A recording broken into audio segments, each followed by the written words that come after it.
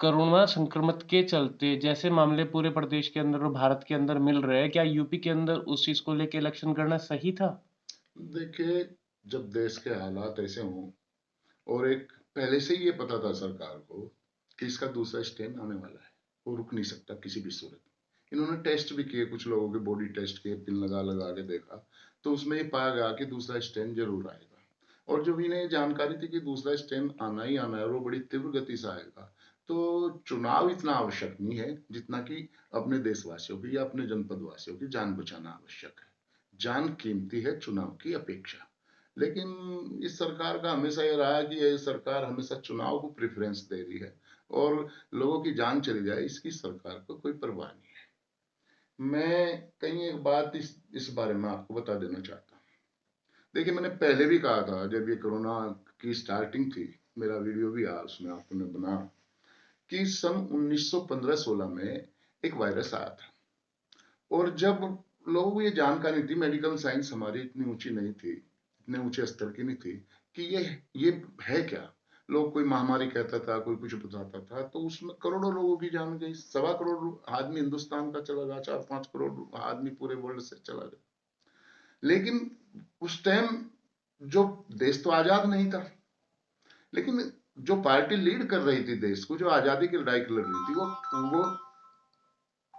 वो कांग्रेस पार्टी उस टाइम देश की आजादी की लड़ाई में शरीक थी। और सन 1946 के करीब की बात है, जब देश में आजादी मिली। आजादी तो 15 अगस्त 1947 को मिली, लेकिन अंतरिम सरकार थी जिसे लीड प्रधानमंत्री, हमारे पूर्व प्रधानमंत्री पंडित जवाहरलाल नेहरू ने किया। तो सन 1946 में ही उन्होंने, चूंकि देश में टीबी थी उस टाइम, एक असाध्य बीमारी थी टीबी जो है, उसे देखते उन्होंने वैक्सीन का इजाद करा अपने साइंटिस्टों से। और साइंटिस्टों से उन्होंने वैक्सीन इजाद करा के उसकी फैक्ट्रियां लगवाई कि देश में वैक्सीन अधिक से अधिक मात्रा में तैयार की जाए, जिससे कि इस असाध्य बीमारी टीबी का एक समाधान निकल चुके।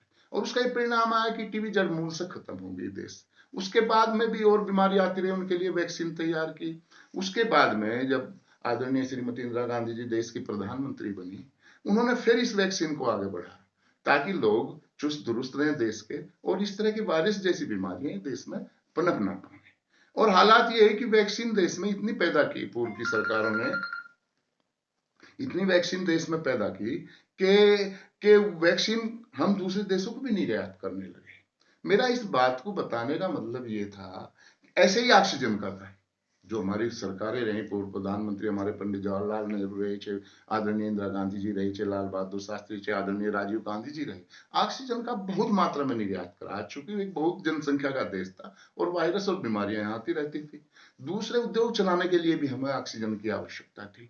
तो ऑक्सीजन का बहुत मात्रा में यहाँ पर निर्माण करा गया, और इतना निर्माण हुआ कि दूसरे देशों को भी हमने ऑक्सीजन देनी शुरू कर दी।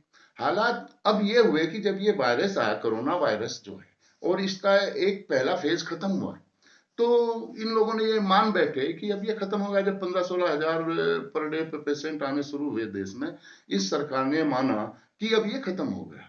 लेकिन ये जानबूझ के माना इन लोगों ने, पता सबको था कि इसका दूसरा स्टेम आने वाला है। ये लोग चुनाव में लग गए। सर, मैं एक चीज पूछना चाहूंगा यहाँ पे आप, क्या बच्चों की पढ़ाई से ज्यादा जरूरी इलेक्शन है? नहीं, बच्चों की पढ़ाई अधिक जरूरी है, देश की शिक्षा अधिक जरूरी है। इलेक्शन उतना जरूरी नहीं होता जो है। जे देश के बच्चों भी अगर वे शिक्षित नहीं होंगे तो चुनाव आप कराते रहिए, चुनाव से क्या होगा। ये तो संक्रमण हाँ। संक्रमण को देख के सरकार ने पढ़ाई तो ऑनलाइन कर दी, लेकिन इलेक्शन में कोई रोक नहीं लगा। इलेक्शन करी, जिसके कारण आप देख रहे हैं कि कल भी 700 जनपद में 700 से ज्यादा लोग मिले। देखिए, ये उसी का नतीजा है। देख, चुनाव में बाहर से लोग आएंगे, प्रचार प्रसार के लिए आएंगे, दूर दूर दूर जगह से वोट, जो कहीं बाहर रह रहे हैं वे वोट डालने के लिए आएंगे। तो निश्चित रूप से जिसको भी कोरोना होगा तो आगे वो संक्रमित करेगा, तो उसकी हानि होगी, उसका लाभ तो कुछ होगा नहीं। चुनाव तो बाद में भी हो सकते हैं। और हम आप एक चीज देखें, अगर लोग जिंदा ही नहीं रहेंगे तो चुनाव किसके लिए करोगे देश देश में? किसके लिए आप चुनाव लड़के सत्ता में आओगे जो है? तो मेरी बात अधूरी रह गई थी। मैं ये आपको बता देना चाह रहा था कि इस सरकार ने और इस सरकार के मुखिया ने ईगो में आके, अपनी एक ईगो बनाने के लिए जो है, दुनिया को वैक्सीन बांटनी शुरू कर दी जो है। जब इन्हें दिखाई दे रहा था दूसरा स्टेन आने वाला और हमारे देश की इतनी बड़ी जनसंख्या है, हमारे यहाँ पर्याप्त मात्रा में नहीं है, तो आप दूसरों को क्यों वैक्सीन दे रहे हैं? इसी तरह से ऑक्सीजन दूसरे देशों को देनी शुरू कर दी। आज भी अगर रिकॉर्ड देखा जाए तो देश में जो ऑक्सीजन का प्रोडक्शन है और जितनी ऑक्सीजन की खपत है, खपत के हिसाब से 1.5 गुना प्रोडक्शन ऑक्सीजन का है। लेकिन समस्या कहाँ है? साधनों की समस्या है, समस्या सिलेंडरों की है, समस्या वाहनों की है जो टैंकर ऑक्सीजन लेकर आते हैं, समस्या उनकी है।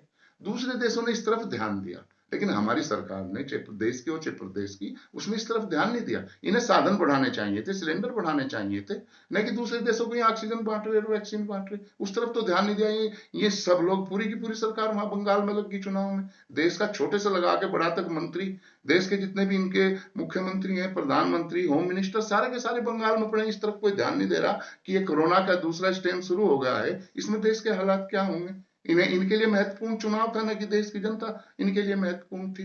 अगर समय रहते ये ध्यान देते, हमारे पास ऑक्सीजन इतनी है कि हमारे पूरे देश का काम चल जाता, अगर इनके पास साधन होते। हमारे पास वैक्सीन इतनी है, हमारे कुल 1.5-2 करोड़ लोगों को आज तक जितना मुझे जानकारी है वैक्सीन लगी है, और इन्होंने 8.5 करोड़ वैक्सीन बाहर बाहर दूसरे देशों को दी है। अगर वो सारी वैक्सीन अपने देशवासियों को देते तो निश्चित रूप से इस महामारी पर कंट्रोल होता।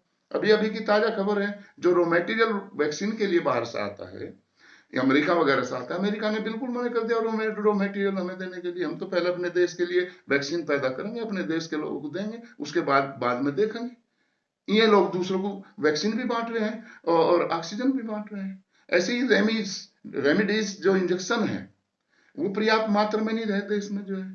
तो अगर समय रहते ही ये सब लोग इस तरफ ध्यान देते और साधन मुहैया कराते, तो शायद आज देश के हालात इतने खराब ना होते जितने इस समय है। इस समय कोई कोई हिसाब नहीं है कि कौन आदमी किस चपेट में आ जाए। बहुत लोग धीरे धीरे मरते जान लग रहे। आप देखिए, हॉस्पिटलों में सिलेंडर नहीं है, हॉस्पिटलों में मरीज के लेटने के लिए बेड नहीं है, एक एक बेड पे 2-2 पेशेंट पड़े हैं, बाहर स्ट्रेचर पे पेशेंट पड़े हैं, बाहर सड़क पे पेशेंट पड़े हैं। दवाई नहीं है देने के लिए, इंजेक्शन नहीं है देने के लिए। हमारे पास अगर चाहिए तो ये था कि हम सब कुछ छोड़ के नए हॉस्पिटलों का निर्माण करते, चाहे वो टेम्परेरी हॉस्पिटल बनाते, ताकि इस दूसरे स्टेज में हम इस बीमारी को कंट्रोल कर सकें। आज हालात देश के बहुत खराब हैं, और ये कहीं ना कहीं इसमें हमारी प्रदेश सरकार और देश सरकार, हमारे जो देश की सरकार है, उसकी दूरदर्शिता की कमी रही है, उनकी नीतियों की कमी रही है। Thank you.